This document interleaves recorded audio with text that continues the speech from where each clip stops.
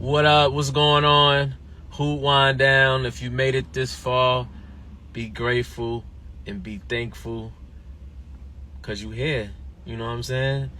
Yo, man. We're in, what's today? June 9th. The weather's kind of bland. It's cloudy. It's raining. It's all of that stuff. Let's get into some topics. I wanted to talk about something that I had touched on maybe a few months back in the video about this necessarily not being declared a recession right now, but it is a recession, and it will announce that here soon. We already know, like, times is hard for everybody. People are going through mad things. People are having struggles paying their rent, paying for groceries and utilities and just so many bills, credit card bills. It's just like a whole fluctuation of things that people are actually dealing with. What I can say is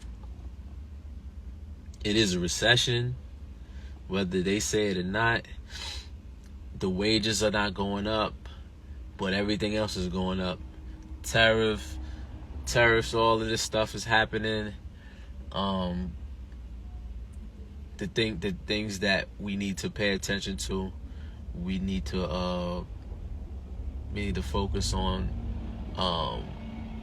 building wealth, finances, building up our wealth, finances, finding other hustles, side hustles, and especially if you're living in New York, right? New York City, you got to pay for a lot. You got to do a lot. It costs you just to come outside. You got insurance, car insurance. You got a whole bunch of things. I seen this one thing the other day. I'm going to play the video also. But I seen this story on the news that people are actually having to do Afterpay and all these other buy now, pay later apps and stuff like that, and they are putting people in more debt. Now, I'm gonna play a little clip from it, but this is where we at now. This is for groceries, and I seen it first done with the concert, the Coachella. People are doing it for concert tickets and all that stuff. So we're going to see it right here. From sneakers to furniture, even groceries, a growing number of people are using a new way to purchase items. It's a buy now, pay later method. You see it everywhere, honestly. John Diaz reports on a new law in New York State addressing concerns about this loan-based way of spending. Definitely wish that I had read more of the fine print, because it definitely did get me in trouble. Like so many, Andrew Smith of Center Reach, Long Island, used a popular way to purchase expensive items he needed in the moment. A buy now, pay later method, but that later came with lots of interest, and it took him some time to dig himself out. Maybe a bit of more than I could chew. And I had to go to my mom and I was like, so, I got a loan from you. From online giants like Amazon to big retail chains like Target, Best Buy, and Macy's, companies all over are offering this type of loan-based way of spending, breaking up the cost of an item into different installments. Popular lenders like Afterpay, Affirm, Klarna, and Apple typically offer customers different payment options, including 4 interest-free installments over 6 weeks. But if you don't pay back in time, the interest could skyrocket. Most consumers don't understand what they're signing up for. The marketing geniuses make it look really good, but at the end of the day, this is just a slippery slope. Experts say this way of shopping is soaring in popularity, with some research indicating more than 60% of Americans have used it. With the Trump administration, hold up. 60%? 60%? What the heck is going on? Americans, 60% have been using this. Now, I haven't used this app. I haven't used this None of those different things that I just that they just was talking about. But yo, that's a huge number. That means that they are telling you, basically, they are telling you that, yo, you, like, this economy is going to shit. They are telling you, they literally telling you that. So if it's 60%, right, of Americans using this, the 40% ain't using it. I'm a part of the 40% because I don't use that, right? But I'm not well off. I'm you know what I'm saying? I'm doing okay, but I'm not like, you know what I'm saying? Like, my motto is, if I can't afford it, then I'm not gonna get it. I'm not gonna wait to pay later.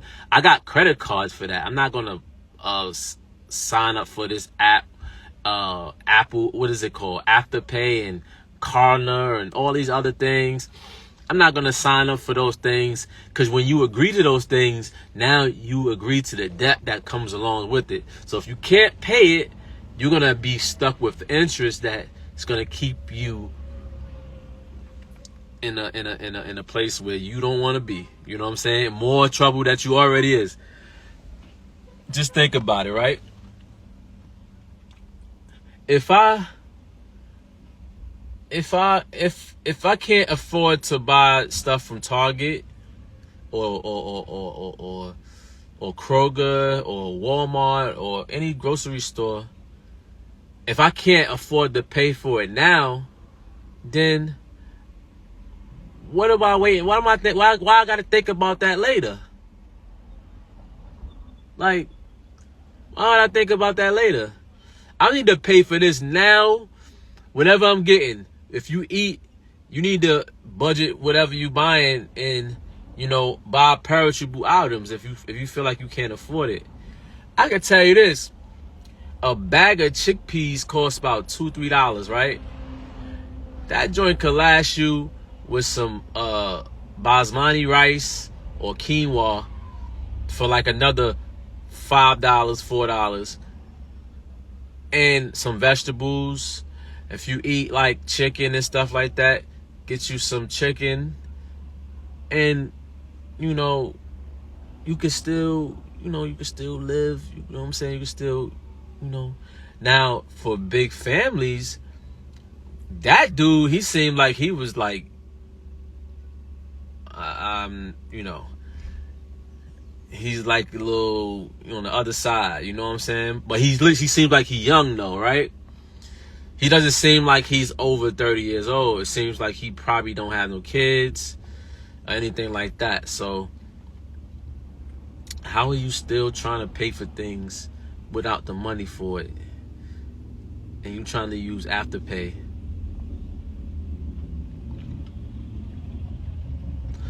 My motto always been, for a while actually, that's why I never liked car payments. I had a bunch of cars and never had a payment. Always bought them flat out. Always just paid for it flat out. Even this car, paid flat out. I'm not dealing with it. If I can't afford it, if I can't afford to buy it flat out, I'm not buying it. That's just it. Like, if I can't do that. So my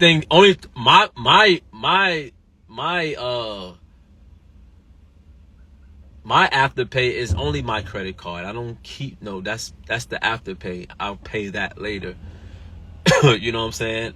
I'll pay that next week, or I'll pay that 2 weeks, or whatever the case may be. I'll pay that. That's my app. That's considered my app. That's the original Afterpay. So now they fooled you into believing that this is another form of credit, and they just turned it into something where you can make these installment payments without interest. But once you go over the days of when this needs to be paid for, then it's gonna cost you more. So this is how they getting you. So is it a good program?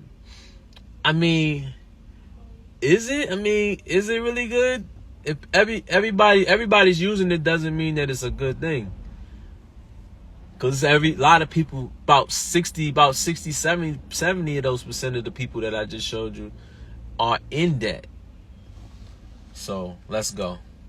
Let me finish the rest of this. It's short. Regulations overseeing these lenders. In its replacement, Governor Kathy Hochul and other state leaders have come up with a new law to regulate it. Bad business, beware of New York State. New York State Senator James Sanders Jr. helped spearhead the new rules that monitor these lenders like credit cards, meaning most will have to get certain state licenses, offer the right to refunds, and resolve customer disputes. But a Klarna spokesperson said in part, quote, "This New York bill misses the mark. Outdated assumptions risk limiting access to low-cost credit and pushing consumers toward expensive debt." Many shoppers we spoke with, though, support the new law. The state has to be watching a little bit the people. You know, a lot of people get ripped off. You have to, or it's going to get out of control. From Lake Grove, Long Island, John Diaz, CBS News, New York. Woo! Man, oh man. So, man. So, now that we know the problem, right? We know the problem is that Americans are not making, they're not producing enough money. They're not making enough money in the workplace. Businesses are closing. Every other month you're seeing new businesses close. And what's happening is it's like a snowball effect. So if you were making $50,000 a year, right? $50,000 a year is technically not enough to live in 2025. Maybe 25 years ago, it probably would have been enough, but now it is not, okay? So people are making 50,000, 40,000, 60,000. That's only good if you only have, if it's just you, maybe, and may possibly shacked up with somebody else and kind of splitting things up like that, or going back home with your parents and stuff like that.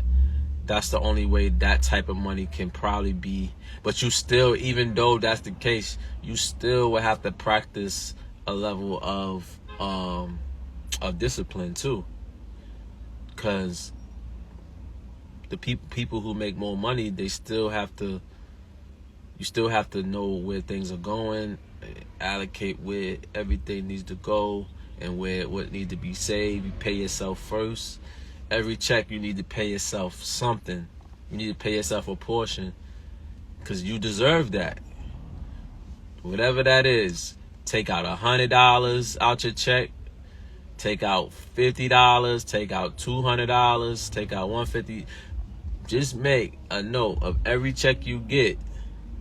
You need to pay yourself. You know what I'm saying? And over time, you can be able to maneuver and do other things and be able to say, okay, now I can make these investments. I could do this with this. I saved up pretty good money with this. You have your rainy day money. The rainy days come. You have, your that money where it's supposed to be, and just for them hardships and hard times where things happen, and you building your credit up, and you doing those type of things. Cause listen, man, I feel like in these times, man, people are hurting, and including me, man. I go through my times, man. I go through certain times where, like, damn, like, you know what I'm saying? But I always make sure I keep whatever I have, and whatever I need to go out, I need to go out. And if even if it's the small amount of money that I made for the week or within the month, I could still say, like, oh, well, at least I did this, that, and that. I got this, but at least I did this, that. I got some stuff done, and I'm making investments so that in the future I can be able to, reap what I sow. So, just keeping that in mind. My advice is if you can't afford it, don't buy it. If you can't afford it, don't buy it. Leave it on the shelf. Leave it at the lot. Leave it in the store.